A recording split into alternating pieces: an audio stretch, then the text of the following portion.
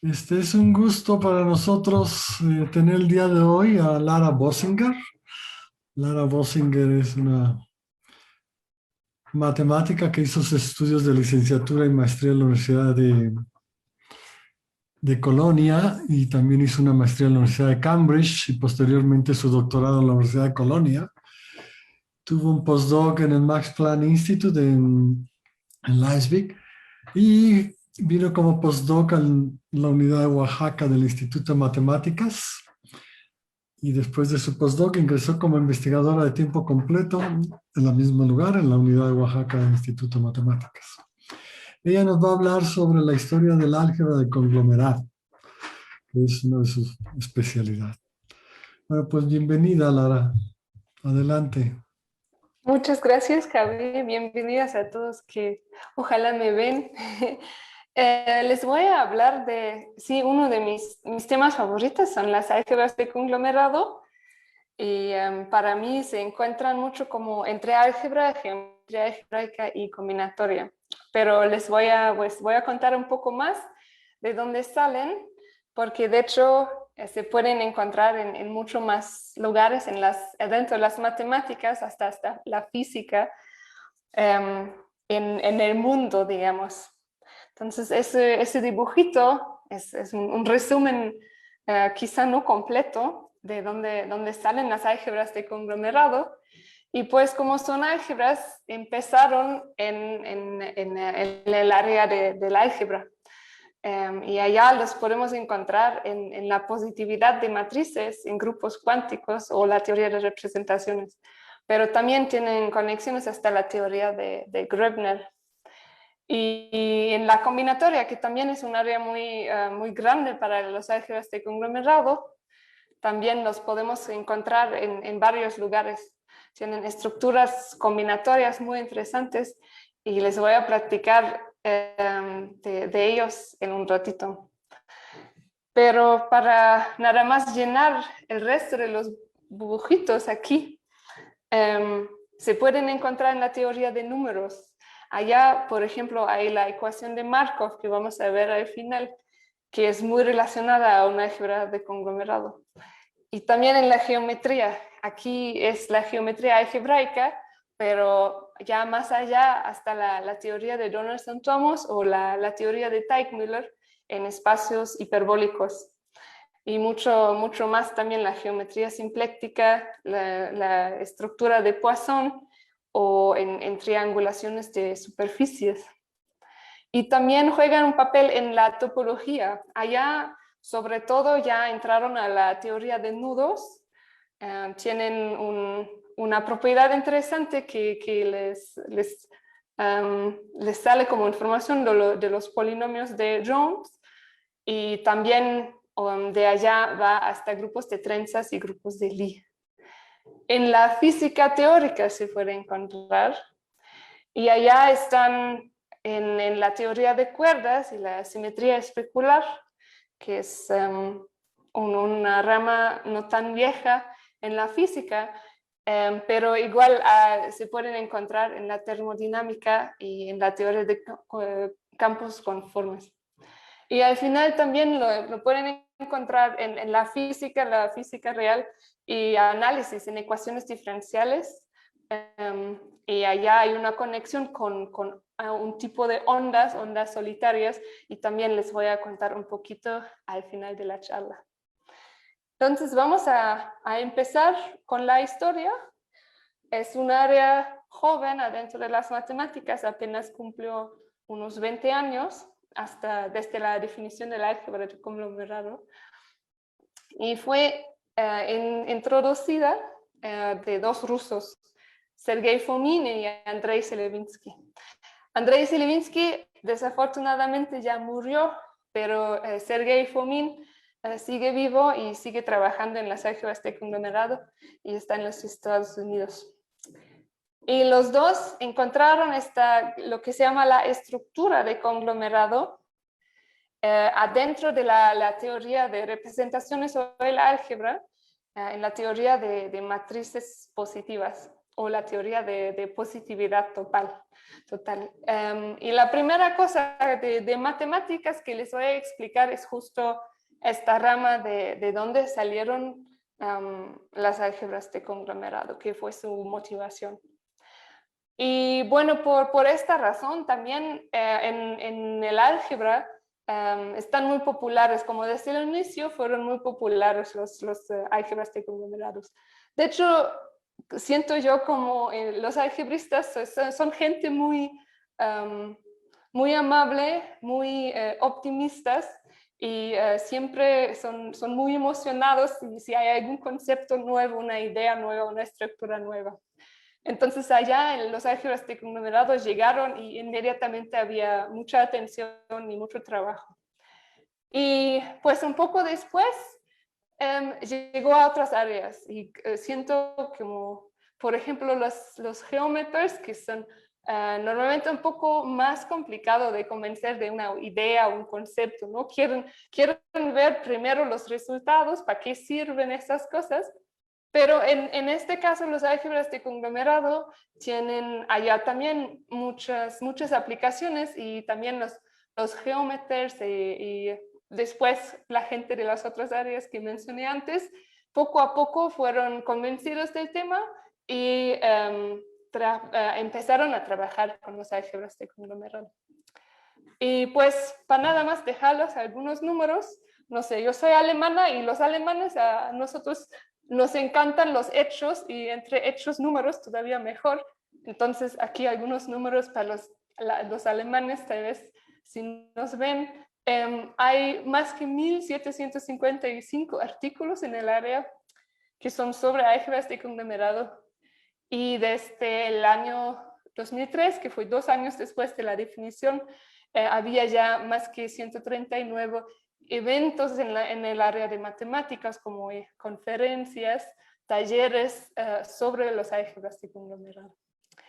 Entonces, para celebrar un poco el cumpleaños del álgebra de conglomerado, que es justo este año, les voy a contar su historia.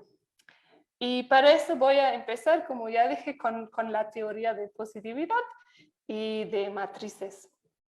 Y después, después de darles el primer ejemplo de una álgebra de conglomerado, voy a subir el nivel y vamos a ver la definición, como las definiciones que se necesitan, las propiedades, y al final 2 ejemplos donde se encuentran en las otras áreas que ya mencioné. Entonces empezamos con su origen, la teoría de matrices positivos.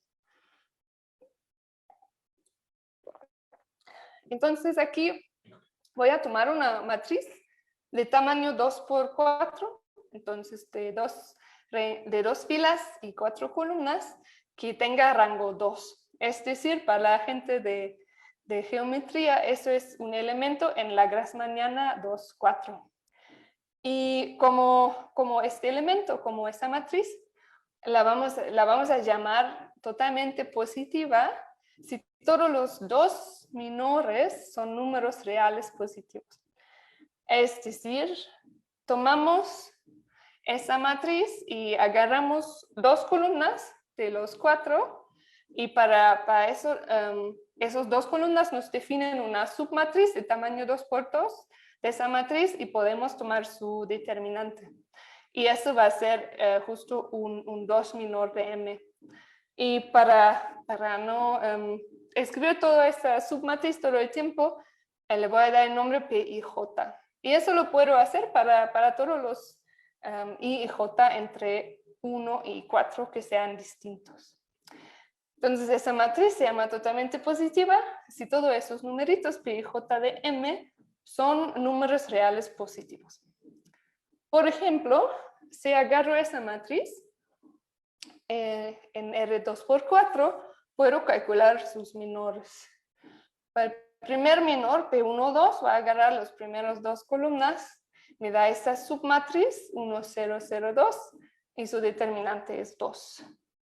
Y así voy a continuar. Si agarro la primera, tercera columna, puedo calcular su determinante y sale 1. Y así puedo continuar con 1, 4, 2, 3, 2, 4 y 3, 4. Y al final aquí tengo una lista de los determinantes que van a ser números reales. Y en este caso pueden ver que todos son números reales positivos. Entonces, esta matriz, como elemento de dicha Grassmanniana, va a ser totalmente positiva. Puede ser un poco confundido al inicio porque aquí tengo entradas negativas, pero al final para mí solo va a ser importante esos números que salen de los menores. Y si están allá con un papelito y una pluma, pueden checar lo siguiente. Si hacemos este cálculo, pueden verificar que P12 por P234, que es 12, como calculamos, 2 por 2, más P14, P23, que es 1 por 6, sale 10, y 10 también es el producto de P13 y P24. Entonces aquí en mis índices tengo todas las combinaciones, cómo puedo cómo puedo distinguir en dos subconjuntos los números 1 a 4. Y les voy a dejar el siguiente ejercicio, lo pueden hacer ahorita si se aburren un poco en la charla, que eso justo es verdad para todas las matrices de este tamaño 2x4. Entonces la pregunta aquí que sale, que es como motivación, puede ser la computación o varios otros lugares, de hecho, porque pues las matrices son conceptos muy básicos en las matemáticas y los encuentran en muchos lugares. Entonces una pregunta es, ¿cómo podemos verificar eficientemente ahora si nuestra matriz es totalmente positiva o no? Y el énfasis está en eficientemente, porque claro, para cada matriz podemos nada más calcular todas las menores y verificarlo. Pero si crece el tamaño de las matrices, pues crece el cálculo y queremos como evitar hacer cálculos no necesarios. Y este ejercicio que les dejo justo ayuda con esta pregunta. Si se dan cuenta ahora, esta identidad, como tiene una suma aquí, adentro, nos da lo siguiente. Si sabemos de nuestra matriz que ya tiene 5 de los 6 menores positivos, pues el séptimo, el menor que falta también va a ser positiva.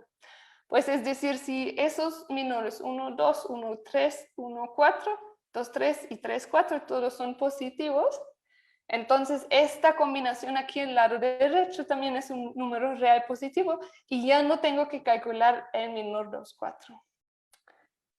Y este conjunto, o cada conjunto con esta propiedad, se llama un test de positividad.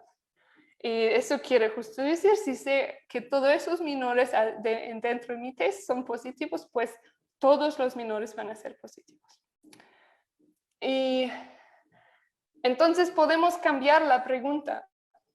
Ahora sabemos que podemos detectar positividad en matrices usando tests de positividad.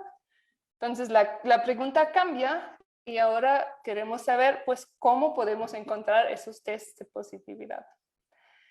Y para los matrices de ese tamaño 2x4, de hecho hay otro test de positividad. Si se dan cuenta, aquí en el lado izquierdo de la ecuación anterior teníamos el producto P2,4, P1,3 y yo escogí 1,3 para dividir al otro lado, pero lo podría hacer igualmente con 2,4 y eso me da otro test de positividad. Y esos test de positividad aquí resulta que están organizados bien en las triangulaciones del cuadrado. Entonces, si agarro mi cuadrado y pongo los números 1 a 4 de forma circular en las vértices, pues cada triangulación me indice un test de positividad, donde voy a tomar PIJs que corresponden a todos los arcos en la frontera y los diagonales de mi triangulación. Y de una triangulación a la otra puedo pasar usando lo que se llama un flip. Un flip quiere decir nada más que agarro mi cuadrado y cambiar la diagonal por la otra. Y cada flip así, pues me da otra diagonal, otro minor, y una manera de calcularlo de los anteriores.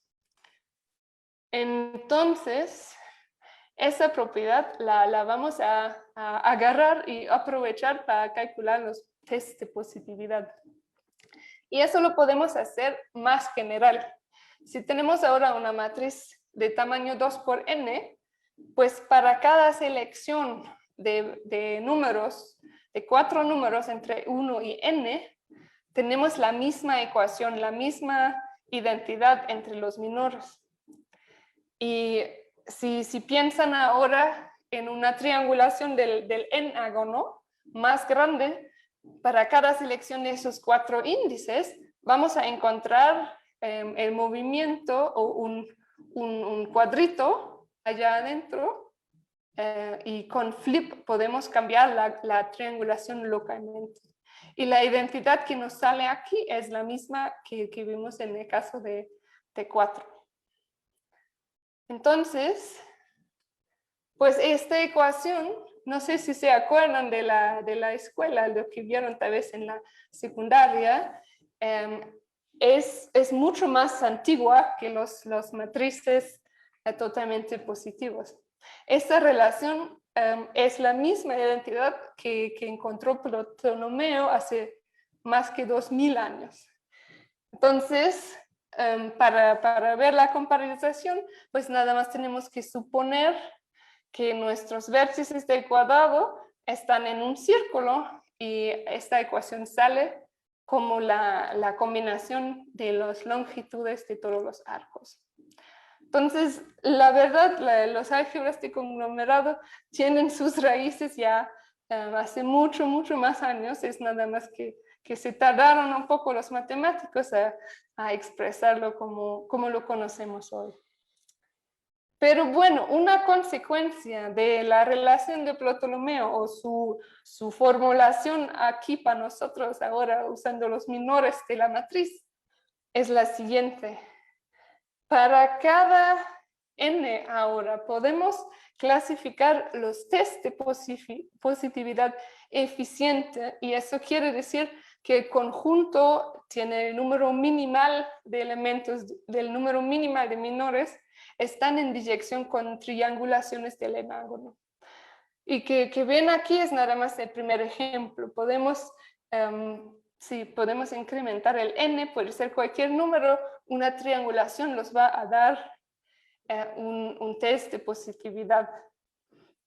Y esas triangulaciones, si lo piensan, si me dan una triangulación del n-ágono y me explican cómo puedo usar los flips para cambiar localmente la triangulación, eso la verdad me ayuda a recuperar todas las triangulaciones.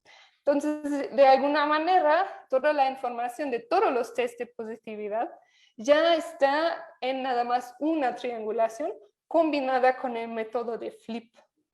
Y esa idea es también la idea básica de los álgebras de conglomerado. Vamos a ver como que nada más me van a dar, para una álgebra de conglomerado, me dan una información muy pequeña, muy local, y un método de construir otra triangulación, o más allá vamos a ver que se llaman semillas, usando el método como flip.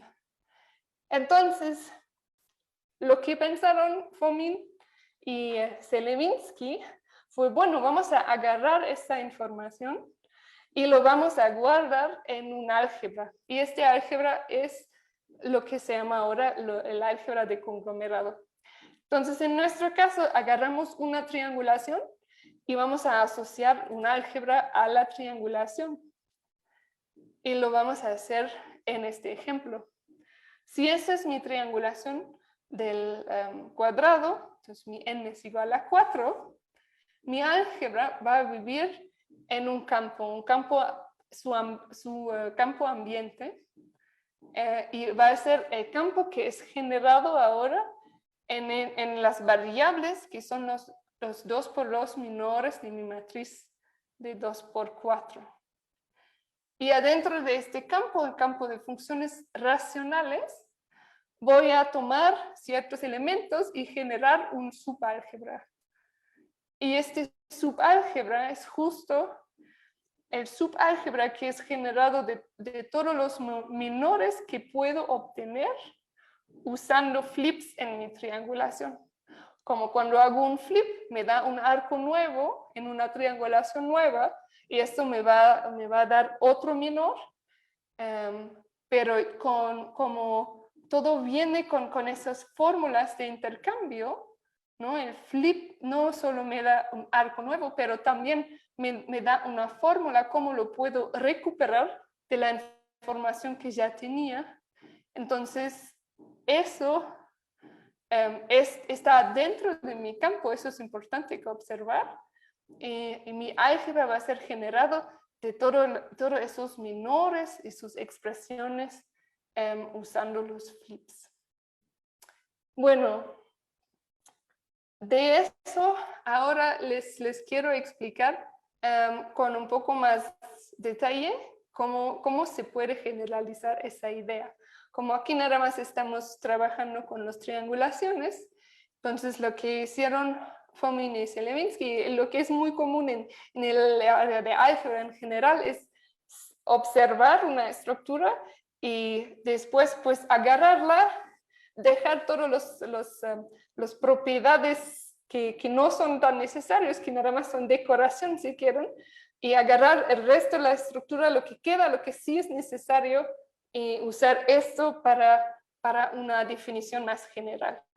Y eso es justo lo que pasó con las álgebras de conglomerado. Entonces, vamos a empezar. Y para empezar, les voy a platicar de carcajes y semillas, que son los objetos combinatorios que van a reemplazar la triangulación. Entonces, un carcaj en esta charla es una gráfica dirigida que tiene un número finito de vértices y flechas entre esos vértices. Y la única condición que pido de mis carcajes es que no tengan círculos orientadas de nada más una o dos flechas. No tienen loops, como flechas que empiezan y terminan en el mismo vértice, y tampoco círculos que van nada más entre dos vértices. Y también voy a marcar mis vértices y voy a terminarlos, voy a ponerlos en dos clases que se llaman los mutables y los congeladas.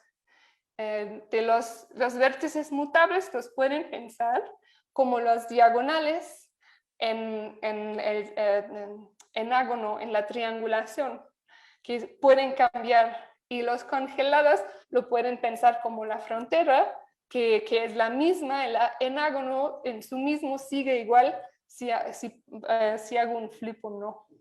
Entonces, para no confundirme, voy a marcar usualmente los vértices congeladas en azul. Y en las vértices mutables voy a ahora permitir hacer un proceso que es la generalización del flip. Y en general se llama la mutación de carcaj. Entonces, para definir eso, voy a agarrar mi carcaj sin círculos y orientadas de una o dos flechas, y un vértex que está en mi conjunto de los vértices mutables. Y de allá voy a definir un nuevo carcaj que obtengo de mi carcaj viejo en 3 pasos. Y este carcaj lo voy a escribir mu k de q, y se llama la mutación en la dirección k de q. Entonces, esos son mis 3 pasos. Primero voy a identificar para mi k todos los caminos de 2 flechas orientadas que van de un vértice I a un vértice J y pasan por K. Y para cada camino de de esta forma, agrego una flecha que va de I a J directamente. Después voy a cambiar la orientación de todas las flechas que están incidentes acá. Y como en esos dos pasos puede ser que puse círculos de dos flechas, círculos orientados, voy a eliminar al final un conjunto maximal de ellos. Entonces, aquí les dejo otro ejercicio y al final me pueden explicar su solución. Y el ejercicio es verificar que si hago este proceso 2 veces, es decir, agarro mi carcaj, agarro K, hago mi mutación y después en mi nuevo carcaj otra vez agarro el mismo vertex K y hago otra vez la mutación, me va a regresar mi carcaj original. Es decir, esta mutación es una involución. Y como son muchas definiciones y en la combinatoria es muy importante ver ejemplos, siento. Aquí hay algunos ejemplos. Si mi carcaj es de esta forma y hago la permutación en 2, pues voy a agregar una flecha de 1 a 3 y voy a cambiar la orientación en 2. Como aquí no hay ningún 2 ciclo que creí, no hay que eliminar nada. En este ejemplo sí hay que eliminar algo, pues otra vez si hago mutación en 2, voy de 1 a 3 directamente, pero aquí ya hay flechas de 3 a 1, perdón, directamente. Entonces aquí hay flechas de 1 a 3 y tengo que eliminar al final una de esas flechas. Y pues nada más para ver un ejemplo a dónde puede ir este proceso. Si empiezan con un carcaj que ya tiene muchas flechas, pues la mutación les va a dar un montón más de flechas. Y esto puede crecer exponencialmente. Pero no se preocupen, ya hay programas también que pueden calcular la mutación de carcaj. Entonces no lo tienen que hacer así cada paso a mano. Bueno, y este proceso de mutación realmente se puede pensar como un sistema dinámico. Es decir, si les doy un carcaj Q con un número, en este caso, por ejemplo, 5 de vértices mutables, pues de allá pueden ir en cada dirección, como en cada de los 5 direcciones, y van a llegar a otro carcaj. Y en este otro carcaj, pues otra vez tienen 5 vértices que siguen mutables. Si hacen la mutación en el mismo vértex de donde llegaron, van a regresar, pero si hacen la mutación en los otros 4, pues les va a dar otro carcaj nuevo. Y así crece el sistema. Así la información que podemos obtener de nada más un carcaj realmente va al infinito. Como va a crecer y va a crear más y más carcajes. Y solo así como ese es un sistema muy salvaje. Pero al ratito les voy a decir que ya sabemos de esos sistemas cómo se comportan, o al menos cuáles de ellos se comportan mejor que otros. Ok, entonces el carcaj y la mutación es lo que reemplaza la triangulación y el flip. Pero en el primer ejemplo del álgebra de conglomerado también tuvimos las menores. Entonces, falta todavía la información algebraica que nos va a permitir definir una álgebra. Y eso es lo que se llama semillas. Una semilla es ahora una pareja, es un par, es un carcaj con un conjunto de variables que fueron los menores de la matriz anteriormente. Y este conjunto X es lo que se llama un conglomerado, lo que da el nombre al álgebra. Y como mi carcaj tiene vértices mutables y congeladas, pues igual mi conglomerado va a tener variables mutables y congeladas. Y pues mi carcaj ya tiene esa operación de mutación y puedo obtener un carcaj nuevo para cada vértex mutable, pues la semilla también se va a cambiar con la mutación. Y se cambia muy similarmente a la ecuación que vimos en las menores.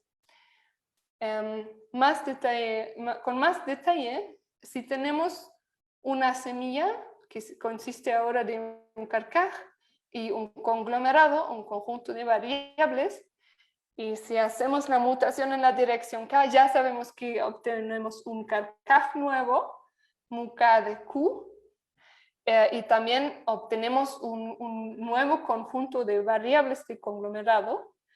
Y en este conjunto voy a nada más cambiar una variable y es justo esa que corresponde a mi vértex K. Entonces, en mi cuadrito, si se acuerdan, nada más cambié una variable que es la que corresponde a la diagonal que cambié con el flip. Y esta nueva variable xk' es un binomio de Laurent en las variables que tiene mi carcaj o mi semilla anterior. Y de este K lo que voy a hacer es, antes de hacer el proceso de mutar el carcaj, voy a checar cuáles son todos los índices, los vértices que tienen flecha en mi dirección y cuáles son todos los vértices que tienen flecha de mí. Entonces, aquí obtengo dos monomios, uno que responde a todos los i que tienen flecha acá y uno a todos los j que tienen flecha de k. Y al final voy a dividir por este xk como lo hizo en el caso del flip de la triangulación. Entonces, eso es mi nueva variable xk' y mi conjunto, mi conglomerado en la mutación K es lo que obtengo si nada más reemplazo xk por esta nueva variable. Y aquí también viene el siguiente ejercicio. Si ya hicieron el cálculo que la mutación de carcaj es una involución, pues sería mejor si también la mutación de semillas tiene la misma propiedad. Y eso también es un cálculo que se puede hacer, nada más ahorita van a necesitar álgebra y el cálculo anterior fue nada más la combinatoria. Pero aquí también, si lo hacen, se van a dar cuenta que si hago dos veces la misma mutación en la misma dirección, me va a regresar la semilla anterior, es decir, los variables también van a seguir los mismos. Ok. Ahora creo que sí es importante ver un ejemplo, porque ya vimos muchas fórmulas. Entonces les voy a dar el primer ejemplo que no es trivial y que es también el ejemplo más importante, siento, si quieren trabajar con álgebras de conglomerado. Entonces aquí tengo dos vértices en mi carcaj y una flecha. Y para no escribir carcaj y variables separado todo el tiempo, voy a poner las variables en los vértices del carcaj de una vez. Entonces aquí ahora no asigné ninguna variable conglomerada, entonces puedo hacer mutación en dos direcciones. Y voy a empezar en la dirección 1. Entonces, para calcular el nuevo carcaj, pues aquí solo hay una flecha, entonces todo lo que va a pasar es que cambio la orientación de esa flecha. No hay que introducir nuevas flechas. Y para la variable, que ahora va a cambiar x1, tengo que checar pues qué son todas las variables que tienen flecha a mí y de mí. Pues flecha de mí hay una que es x2, pero flecha a mí a ninguna. Entonces, como un monomio vacío, vamos a tomar 1 en lado de eso. Y al final, pues tenemos que dividir de esa variable. Y eso es mi nueva semilla. Si hago otro paso ahora, que voy en dirección 2, porque pues si hago uno otra vez, nada más voy a regresar. Entonces aquí ahora el cálculo es un poco peor, pero todavía está bien. El binomio de x2 va a ser pues que es la variable en 1 más 1 y dividir por 2. Entonces lo puedo simplificar y lo que obtengo es esta expresión. Y ahora, bueno, va a ser un poco peor todavía porque voy a hacer la mutación en dirección 1, es decir, al final tengo que dividir por este binomio de Laurent. Y bueno, lo puedo hacer y si nada más pues hago las simplificaciones, sale eso. Y de allá se pueden dar cuenta que puedo eliminar 1 más x2, como también aparece aquí arriba como factor. Y eso es un poco de mágica que lo piensan, porque en general, si tienen una expresión de esa forma, pues siempre tienen que tener suerte para que se simplifica. Y aquí lo importante, o una observación clave, es que no nada más se simplifica otra vez a un polinomio de Laurent. Eso quiere decir que en mi denominador no tengo polinomio. Como para las funciones racionales, una función racional es un polinomio de Laurent si alguna expresión en esa clase de equivalencia, que es una función racional, tiene solo un monomio, solo un producto de variables en el denominador. Entonces, pues eso es el resultado de mi cálculo y aquí es mi otra semilla. Y bueno, ahora voy a continuar y el procedimiento es similar, el cálculo es similar. Y después de 2 pasos más, llego a este punto, que mi carcaj se ve como el carcaj anterior, nada más que cambié las entradas, ¿no? Aquí tenía 1 en este lado, ahora x1 está en este lado. Pero eso para mí no es tan importante. Esos dos son isomorfos en el sentido que puedo cambiar el orden y me dan el mismo carcaj. Entonces, después de 5 pasos, con este procedimiento de mutación, regreso al carcaj del inicio. Y ahora les puedo dar la definición de la álgebra de conglomerado. Bueno, como en el caso de la triangulación, voy a tener un campo que es mi campo del ambiente, que son funciones racionales en las variables que asigné a mi primera semilla, mi semilla inicial.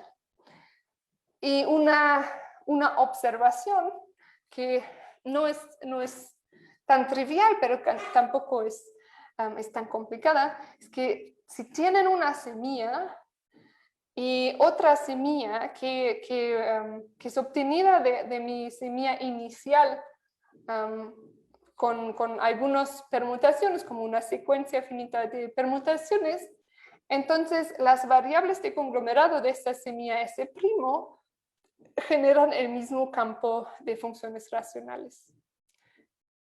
Y eso quiere decir que esta definición sí tiene sentido.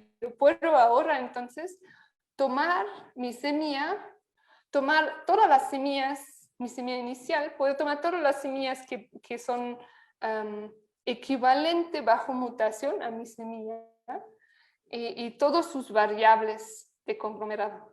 Y todas esas variables de conglomerado, como en el caso de triangulaciones, me van a generar un subálgebra en mi campo de funciones racionales. Y esa es mi álgebra de conglomerado. Una observación que pueden hacer aquí es que, bueno, dijo que es definido de una semilla, pero en mi notación solo aparece el Q, no aparece el X. Y eso La razón por eso es el siguiente teorema que probaron Fomin y Selevinsky junto con la definición, y es la observación que mi álgebra de conglomerado solo depende de la clase de mutación de mi carcaj, como no depende de las variables que pongo. Ok, entonces, esas son las álgebras de conglomerado, y en mi ejemplo de dos vértices y una flecha, pues es este álgebra. Como aquí nada más tengo que ver que son todas las expresiones, todas las variables de conglomerado que aparecen en mi círculo de mutaciones, y todo eso son ahora los elementos en las funciones racionales que tomo como generadores de mi álgebra. Bueno,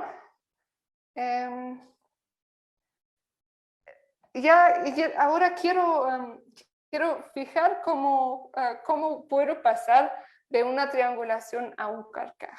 Como la idea es que los carcajes son una generación de las triangulaciones, entonces les voy a explicar cómo pueden verlo en términos más explícitos. Y para eso voy a asociar un carcaj a una triangulación.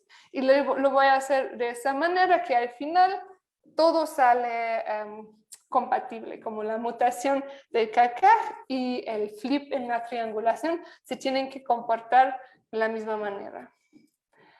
Y para obtener este carcaj tengo que seguir este algoritmo que tiene 4 pasos. Primero voy a definir los vértices mutables de mi carcaj, que van a ser justo los diagonales en mi triangulación. Y ya les dije antes que como la frontera de mi triangulación siempre es la misma, entonces esas aristas en la frontera van a ser mis vértices congeladas. Y ahora nada más tengo que poner flechas. Ya tengo el conjunto de vértices de mi carcaj. Entonces voy a agregar flechas y lo voy a hacer para cada triángulo localmente. Como adentro de un triángulo ahora tengo 3 vértices y voy a agregar flechas que van así de manera circular en el orden como el reloj. Y al final voy a olvidar todas las flechas que puse entre vértices que son congeladas. Pero esta condición no, bueno, es algo que se hace porque al final esas flechas no van a tener importancia para la definición de la álgebra del conglomerado.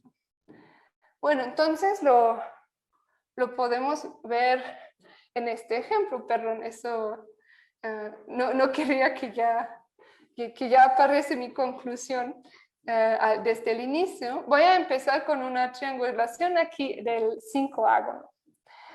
Y en esta, bueno, voy a aplicar mi algoritmo. Tengo aquí 5 aristas en la frontera, que son mis vértices congeladas, y 2 aristas que voy a asignar a las diagonales, que son mis vértices mutables. Entonces mi carcaj se ve así. Y las flechas que puse aquí pueden ver que son adentro de cada triángulo, van en la dirección como el reloj, y nada más en esos 2 triángulos que tienen 2 aristas de la frontera o 2 vértices congeladas, olvidé la flecha que va entre ellos. Entonces lo que quiero verificar ahora es que si hago el flip de mi triangulación y la mutación de mi carcaj, esos 2 conmutan. Entonces aquí puedo hacer el flip, por ejemplo, en la diagonal 1, 3, y se va a cambiar a la diagonal 2, 4. Y como eso ahora es una nueva triangulación, puedo otra vez usar mi algoritmo y asignar un carcaj que se ve ahora así, pero es el mismo procedimiento. Y ahora lo que tengo que verificar que es de esos dos carcajes realmente son relacionadas del proceso de mutación en el vértice el vértex que corresponde a la diagonal que escogí para hacer el flip. Y bueno, eso también les voy a dejar como ejercicio, no es muy complicado verlo. Y al final sale que el flip, el carcaj del flip de la triangulación es igual al carcaj que es la mutación en la misma dirección. Y bueno, eso es la parte combinatoria, pero para llegar a mi conclusión que los dos álgebras de conglomerados son iguales, también tengo que verificar que el comportamiento de los variables es igual. Entonces, para las triangulaciones teníamos esas identidades entre los menores, que fue los menores que son asignadas a los lados paralelos de mi cuadro. Sus productos y la suma de esos productos es igual al producto de los diagonales, como en la relación de Ptolemeo. Entonces, eso es mi resultado para este flip de mi triangulación. Y bueno, para la mutación del carcajo, mutación de semilla, es justo igual, porque si se dan cuenta en este dibujito aquí localmente, las aristas de mi cuadro, que son paralelas o en lados opuestos, tienen también flechas que van en la misma dirección, es decir, que los dos van a mi vértex en medio, que corresponde a la diagonal, o los dos salen de este vértex. Entonces, también mi fórmula para la mutación de semilla sale así igual. Y el álgebra de conglomerado de una triangulación es una álgebra de conglomerado asociado a un carcaj. Ok. Bueno, les voy a decir algunos resultados que son importantes y que es más o menos un poco de lo que se sabe sobre los álgebras de conglomerado. Lo primero es que todos los variables de conglomerado, como vimos en el ejemplo, sus expresiones en mi semilla inicial, que es la semilla que contiene los generadores de campo de funciones racionales, todos están, de hecho, polinomios de Laurent, este fenómeno que hay una expresión de la función racional, de que el denominador es un monomio nada más. Y Fomin y Selevinsky ya en su primer artículo tenían la conjetura que de hecho todos esos variables no solo que tengan coeficientes, los polinomios de Laurent que aparecen, no solo tengan coeficientes enteros, pero tienen coeficientes positivos. Pero esa conjetura se quedó abierto un buen rato y fue probada en el año 2014. Eso fue cuando apareció la prueba en el Archive, fue publicado un poco después, que dice que esa conjetura es verdadera.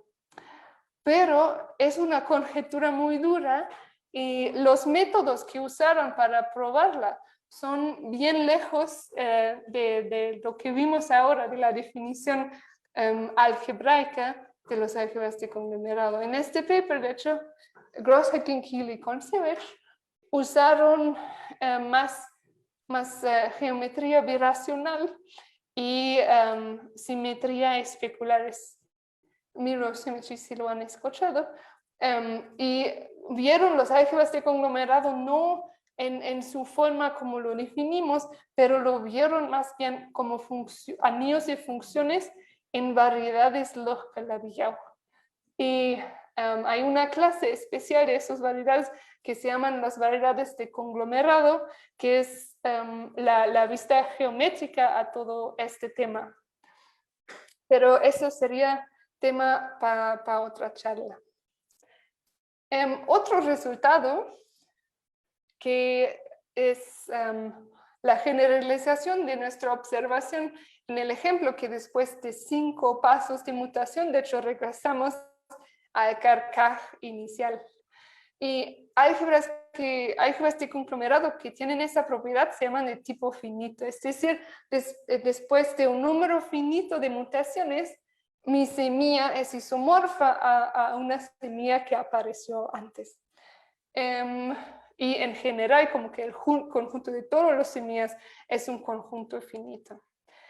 Y resulta que aquí esas álgebras de conglomerado son clasificadas por las diagramas de Dynkin. Es decir, si mi carcaj, o más precisamente la parte de los vértices mutables, el subcarcaj, que es nada más en los vértices mutables, es equivalente en su clase de mutación a una orientación de esos diagramas de Dynkin, que son de tipos A, N, D, N o E, 6, 7, 8, que son los casos especiales. En este caso, sí, el álgebra del conglomerado asociado es de tipo finito. Y yo no sé si como ustedes, pero yo aprendí al menos en mi licenciatura que esos diagramas de Dynkin son un método de clasificación fundamental. Como si algo está clasificado por los diagramas de Dynkin en las matemáticas, seguro va a ser algo interesante, porque aparecen en muchos lados y también es una puerta que se abre aquí en los álgebras de conglomerado a otras áreas. Por ejemplo, las singularidades que son clasificadas también de diagramas de Dynkin, y de hecho en esta dirección también ya hay resultados, cómo se puede aprovechar esta conexión que da aquí la clasificación con los diagramas de Dynkin. Y bueno, ya se está acabando mi tiempo. Voy a regresar con dos ejemplos sobre temas que mencioné en mi primera diapositiva, en primer diapositivo. Y voy a mencionar la conexión, una pequeña conexión con la teoría de números, que aquí es dada de los triples de Markov. Tal vez lo han escuchado antes o vieron esa ecuación antes, es una ecuación diofántica, quiere decir que solo estoy interesada en soluciones de números enteros que satisfacen esa identidad. Como sea a veces son enteros, quiero que a cuadrado más b cuadrado más c cuadrado sea igual a 3abc. Y resulta que los triples de Markov están en correspondencia con una álgebra de conglomerado. Y no es tan complicado ver que la historia va así. Si toman este carcaj con 3 vértices y flechas que forman así 2 ciclos orientados entre ellos, y como conjunto de variables iniciales, como conglomerado inicial, nada más voy a asignar el valor 1 a cada variable de conglomerado. Y si ahora empiezo a hacer mi mutación y obtengo, bueno, primero se pueden dar cuenta que el carcaj nunca cambia. Si hago una mutación en cualquier vértex aquí, pues me va a regresar el mismo carcaj, nada más que cambié la orientación de todas las flechas. Y resulta que cada conglomerado X' de 3 variables que es obtenido de este conglomerado inicial 1, 1, 1, con el proceso de mutación de semillas, también es un triple de Markov. Entonces, eso es una conexión muy interesante porque sigue abierta la conjetura sobre los triples de Markov. Y la segunda aplicación que quiero mencionar aquí es sobre las ondas solitarias que fueron en mi burbuja de análisis o física. Son ondas en agua, pero especialmente son ondas que tienen la propiedad que si los ven un ratito, como un periodo de tiempo, no cambian su forma ni su energía, si viajan en el tiempo. Entonces, este tipo de onda aparece mucho en agua de poca profundidad. Por ejemplo, si imaginan que un barco va en un canal no tan, con poca profundidad y no tan ancho, las ondas que siguen el barco tienen esa propiedad, que se ven como congeladas y viajan nada más al lado del barco. Y pues aquí hay fotos de ondas de este estilo. No se ve tan claramente en fotos porque, bueno, la propiedad es justo que no se cambia con el tiempo, pero esas fueron tomadas, de hecho, en México, en Nayarit, y está en la playa, en la parte donde el agua no es tan profundo. Y bueno, la parte matemática de esas ondas es que hay una ecuación diferencial, la de Canop-Tsiafi-Pet-Diashili, que es una ecuación diferencial parcial, y hay soluciones de esa ecuación que modelan justo esas ondas solitarias. Y aquí resulta que los figuras que se ven aquí como las gráficas, que son las líneas de nivel, si quieren, de esas ondas, tienen una estructura de conglomerado. Quiere decir que cada una de esas ondas represente a una semilla en una álgebra de conglomerado. Y esta observación creo que todavía no es completamente explorada. Aquí ya hay la conexión ya establecida, pero creo que aquí todavía hay la oportunidad de explorar los álgebras de conglomerado y qué nos pueden decir, por ejemplo, sobre las ondas solidarias. Y bueno, antes de acabar, nada más quiero hacer un poco de publicidad. Con un poco de suerte, el próximo semestre, empezando en agosto, voy a dar un curso sobre álgebras de conglomerado. Y si les interesa, va a ser un curso así híbrido. Si les interesa el tema, con gusto, escríbenme un correo y pueden entrar en el curso para aprender más. Y en esta diapositiva nada más hay referencias de los resultados que mencioné. Les agradezco mucho su atención. Muchas gracias, Lara, por tan excelente plática.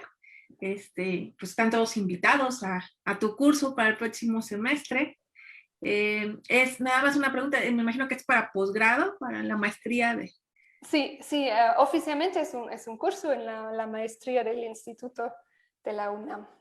Muy bien, pues ya escucharon todos, están invitadísimos. Y tenemos comentarios, bueno, saludos, te mandan saludos desde Loma Bonita, Karen Marx, también te manda saludos Omar Iñaki Carvajal Bonal, y anda por aquí Alberto Bejorski, muchas gracias por estar por aquí. Él decía que se acuerda que sufrió mucho para demostrar el inverso del teorema en el curso del profesor Alberto Barajas. Y también nos comenta que qué interesante que aparecen solitones. Y la relación con triangulaciones de superficies de Fomi Turson et al. Es fascinante. Y dice que es una excelente expositora. Muchas gracias. También hay otra pregunta. Otto Héctor dice, Selevinsky fue uno de los que introdujeron el concepto de amiba en geometría tropical. ¿Por qué hay relación entre carcas, álgebras de conglomerado y amibas? ¿Por qué las relaciones con amibas? Bueno, de hecho no sé qué es directamente la relación con amibas de álgebras de conglomerado. Una cosa que me ocurría sería la relación en la geometría tropical, como amibas son, con los límites de amibas son variedades tropicales, y los álgebras de conglomerado, o más bien la parte geométrica, las variedades de conglomerado, también tienen una tropicalización. Entonces por allá se intersectan las temas, pero no estoy segura de exactamente cómo se conectan directamente el carcaje y la amiba. Ok. Bueno, si no respondiste la pregunta directamente a Otto, Héctor, lo invitamos a que nos escriba y te la hacemos pasar, ¿no? Muchas gracias. Sí. Y ya por último, Marco Becerra pregunta si le puedes recomendar algún libro introductorio. Dice que él es de 8º semestre. Un introductorio a esto de las álgebras de conglomerados. ¿Tienes aquí en tus referencias? Aquí no sé si se ve, está un poco chiquito.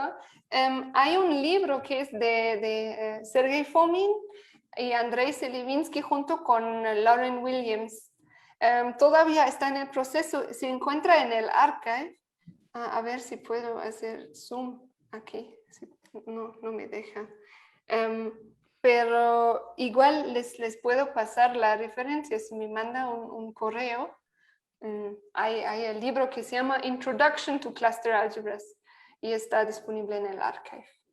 Ok, muchas gracias. Y bueno, pues te agradecemos mucho, Lara. Hay gente hasta desde Cali, Colombia, nos están saludando. Diego Fernando Velasco dice que muy chévere tu charla. Muy chévere, muchas gracias. Pues les agradezco mucho la oportunidad. Fue un gusto y los estudiantes todos están invitados a mi curso y pues me pueden contactar con mucho gusto. Claro que sí. Pues que nos escriban ahí a la página de Facebook y le pasamos tu correo o lo pueden buscar también en el Instituto de Matemáticas, todo muy bien. Pues muchísimas gracias, Lara, la verdad estamos muy contentos de haberte tenido por aquí, esperamos que no sea la última vez, es la primera de muchas invitaciones. Y pues muchas gracias a todos por estar aquí con nosotros en esta plática. Los invito para la próxima semana. Tenemos a Gabriela Campero del Departamento de Matemáticas con su charla Un viaje al centro de los fundamentos. Y bueno, Javier, no sé si tengas algo que decir.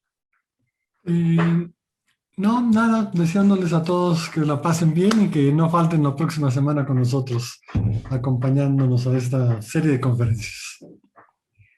Muchas gracias, saludos a todos. Gracias, cuídense, que les vaya bien. Adiós.